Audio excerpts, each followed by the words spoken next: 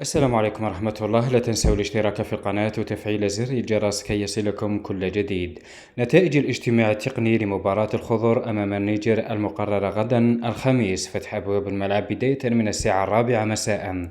وصول المنتخب الوطني الجزائري إلى الملعب 8:30 مساء، بينما وصول المنتخب النيجر 8:15. المنتخب الوطني الجزائري يلعب باللون الأبيض، بينما المنتخب النيجر سيلعب باللون الأخضر. 500 مشجع مرتقب الحضور لمنتخب النيجر، بينما الملعب سيعج بالمنتخب أو بأنصار المنتخب الوطني. حافلات خاصة للنقل الإعلاميين بداية من الساعة 7:30 مساء.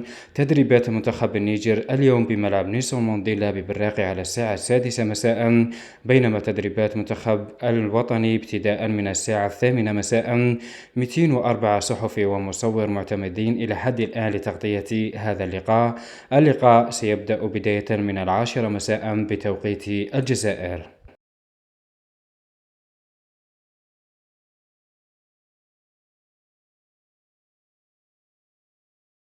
إن أعجبك الفيديو لا تنسى الإعجاب والاشتراك في القناة.